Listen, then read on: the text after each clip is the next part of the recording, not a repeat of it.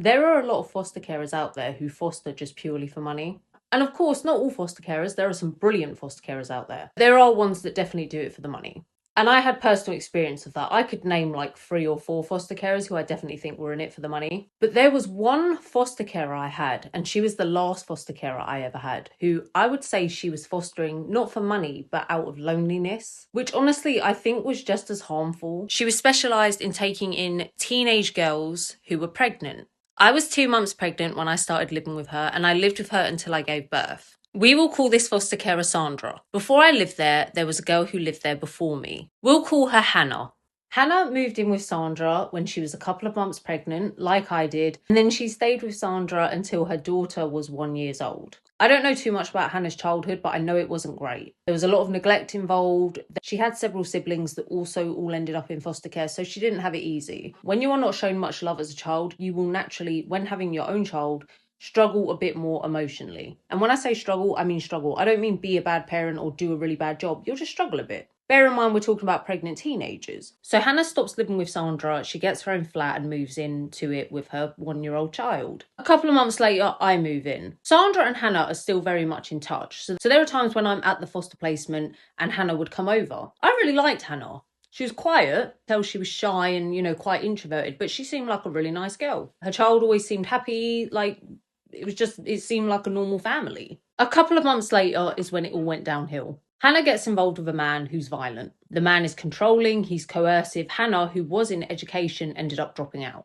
Social services became involved and they took Hannah's child into foster care. Social services told Hannah that she could get her child back, but there were conditions. She had to get back into education and she had to get rid of the violent man and clean her house. This is the problem. It's very easy to tell someone, well, get back into education, but nobody supported her to do that. And it's very easy to say, well, she's 18, 19, she should be doing it herself. She's an adult. But bear in mind, this is someone who hadn't been in school since she was 13. She moved around so much in foster care. She hadn't been in education. She had no idea how to get back into it. She couldn't find a nursery place for her daughter for her to be able to go into education. And bear in mind, when you grow up with neglect and abuse, it's familiar to you and you are more likely to end up in a violent relationship. Anyway, my personal opinions aside, social services gave Hannah 6 months to do everything they asked. She didn't do it. They gave her another 6 months, and this time they said, if you don't do it within 6 months, we're putting your child up for adoption. They were eager to put her child up for adoption because children after the age of 4 don't usually get adopted. This child by this point is 2 years old, so they want her to either go home or get adopted, otherwise she could end up in the foster care system till she's 18, just like her mum did. Long story short, Hannah lost custody of her child. Foster carer Sandra decided she was going to try and adopt Hannah's baby. But not so that Hannah could still see the child, it was so that she could have the child. Bear in mind, this foster carer is like 65. By the time the child's 10, Sandra might be dead. Anyway, what's weird about it is because Sandra was always very open with me about why she fostered. So she had a husband, they got divorced.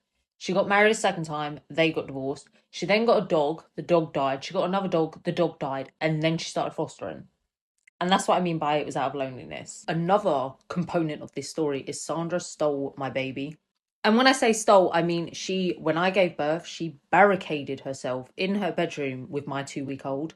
That was the day I stopped living with her. Social services came and took me and my baby away from her. That whole thing was insane. And no, Sandra was not allowed to adopt Hannah's baby in the end.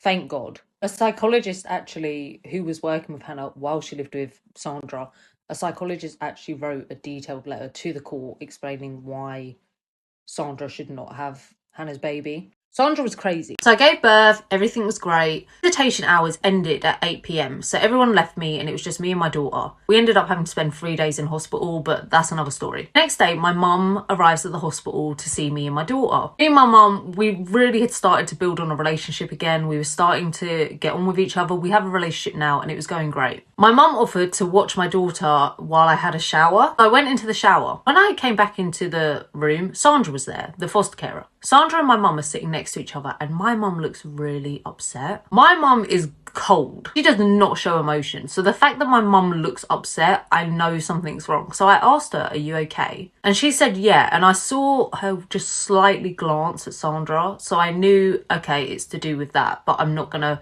press it in front of Sandra. I wait until Sandra leaves, which is a few hours later, and then I ask my mum again, what's wrong? What happened? So while I was in the shower, my mum started to dress my daughter in this sleeping suit. The sleeping suit was one the hospital had given us because my daughter, she was born on time, but she was £5'10". She was tiny. So she wasn't premature, but she was like a premature weight. So the hospital had to give me clothes that could fit her. My mum had tried to dress her in a sleep suit, and the sleep suit was yellow. And apparently, as soon as Sandra saw what my mum was doing, Sandra grabbed B, my daughter, moved her to the other side of the room and said, you can't dress her in that, it's yellow. She's a girl, she has to be dressed in pink. And at first I was like, no, Mum, that didn't happen. And she was like, I swear to God, that's what happened.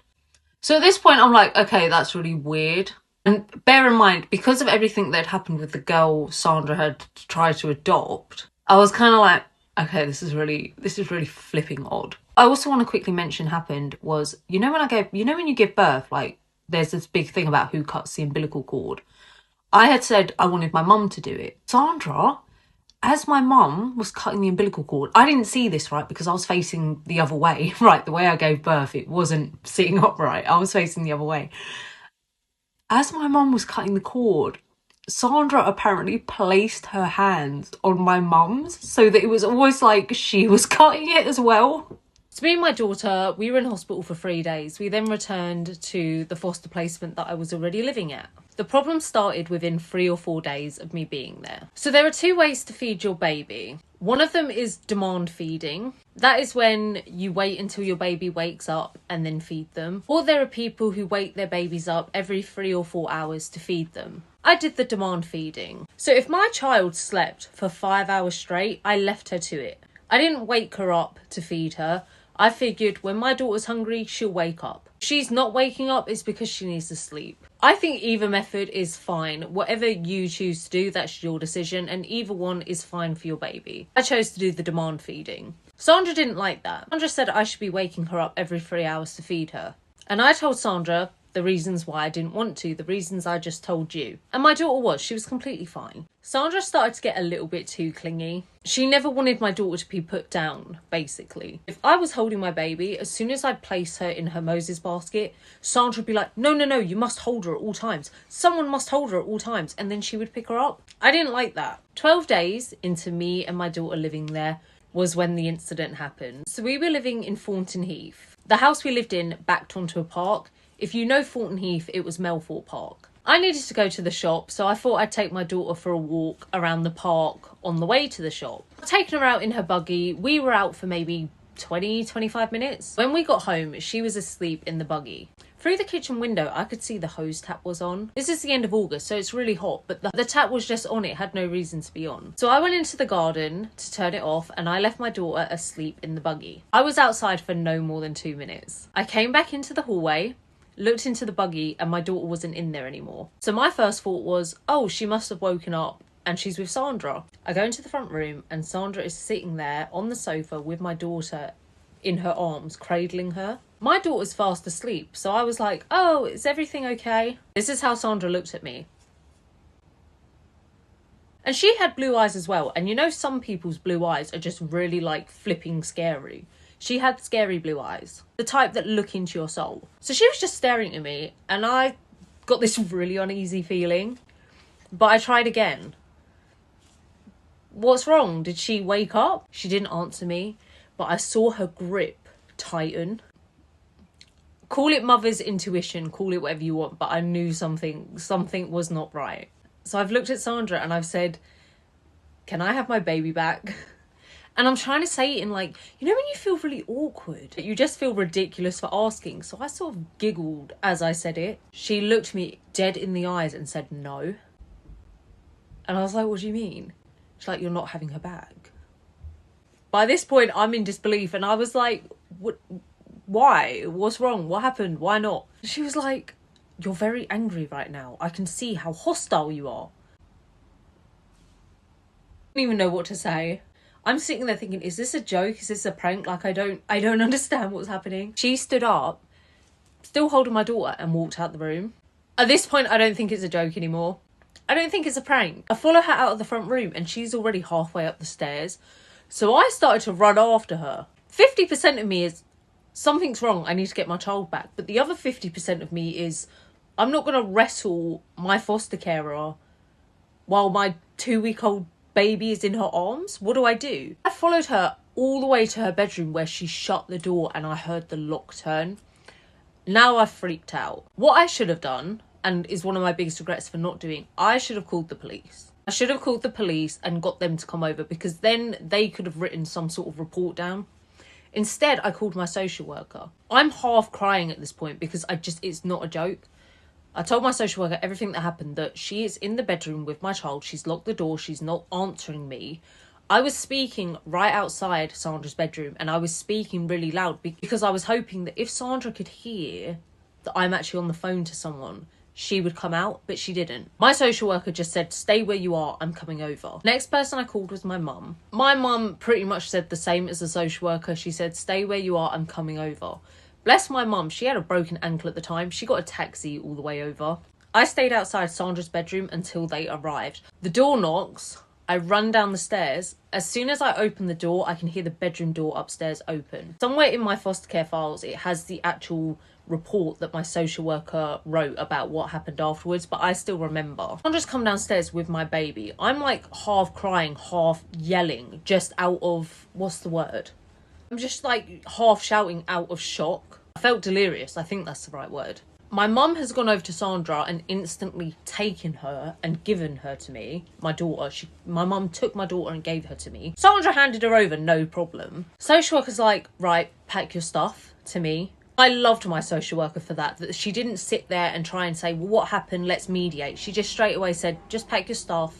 We're going to take you away. While I'm upstairs packing like baby clothes and my clothes, I can hear Sandra like, why are you letting her leave? You're just giving her what she wants. Sandra was getting a real attitude. I'm not even focusing. My baby is awake at this point. She is lying on the bed. I'm trying to pack our stuff. I'm trying not to cry and not to freak out. I call my mum upstairs so that she can slowly take my bags downstairs. At this point, I don't want my daughter out of my sight until I'm out of the house. Sandra and the social worker are in the front room. The door is closed, so I can't even hear what is being said. In my records, it was that my social worker was asking Sandra everything that happened. Long story short, within 15 minutes, I was out of that placement and I never saw that woman again. Here's the real fucked up thing though. So I never saw her again, but she kept trying to message me on Facebook, and in the end I blocked her. This morning, I unblocked her on Facebook.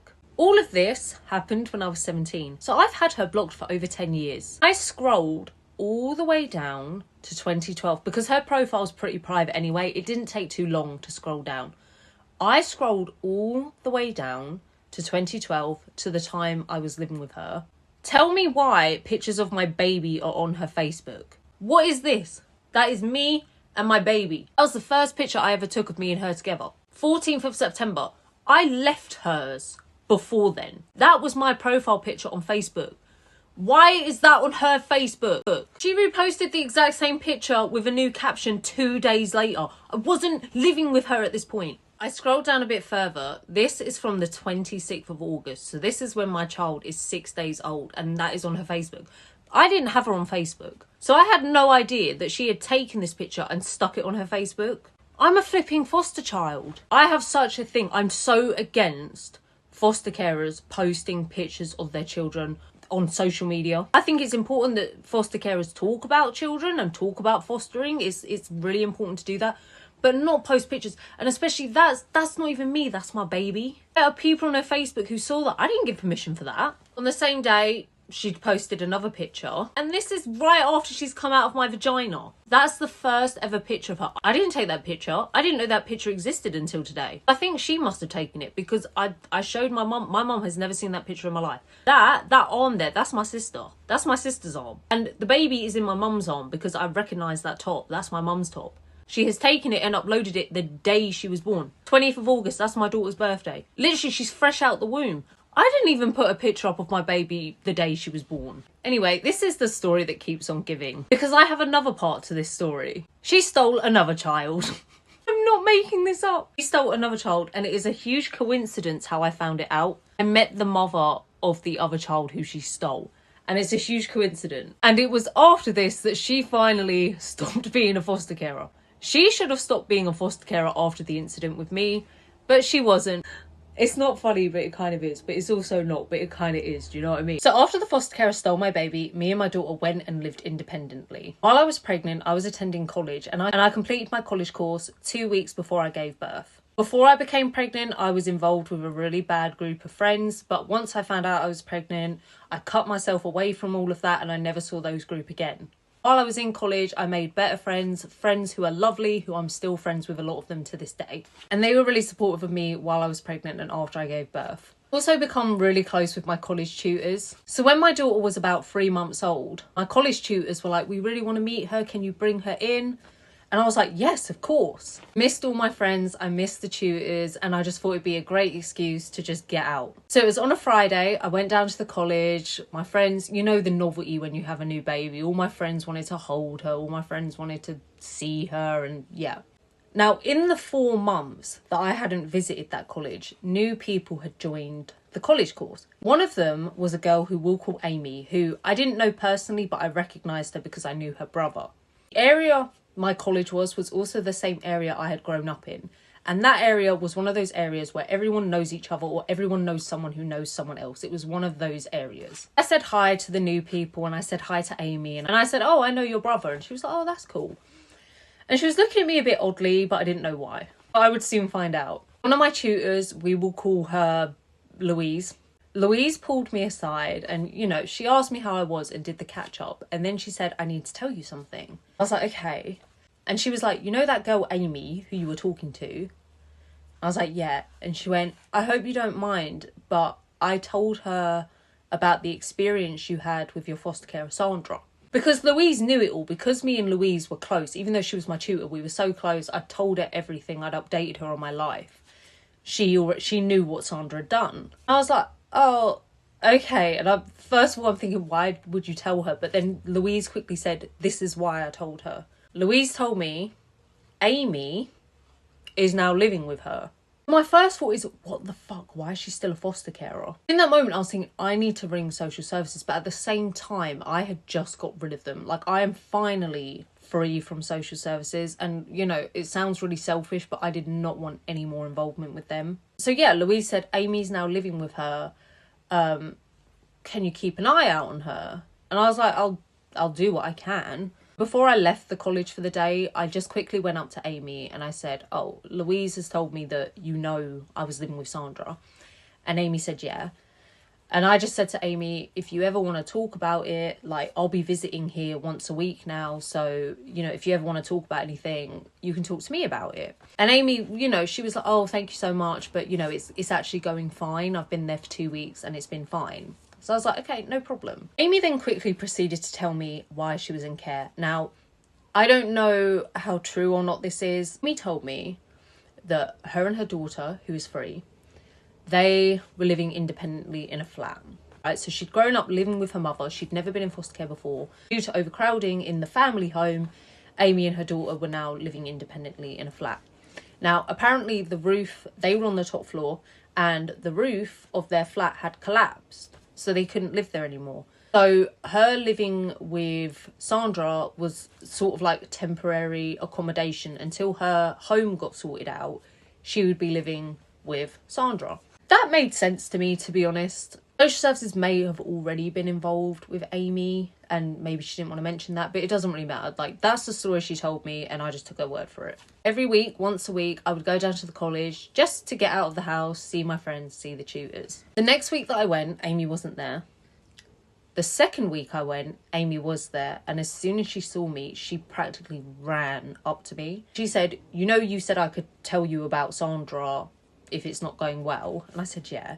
She was like, it's not going well. She said that Sandra was being really controlling and really, like, fussy. Amy's child, I'm just going to call her Ellie. That's not her name. Ellie's 3, so Ellie would, like, pick out her own clothes, and apparently Sandra would, like, tell Ellie off and say, no, those don't match. You can't wear those, but would be really harsh about it. Amy also told me that there was one evening where she had cooked her daughter a pizza. Sandra had tried to report her to social services for that, because apparently it's not like this home-cooked, nutritious meal. So Sandra tried to report Amy for that. And I could see Amy talking to me, like, she was stuttering. She was, like, I could see she was a mess and just really upset by it all and had kept asking to move.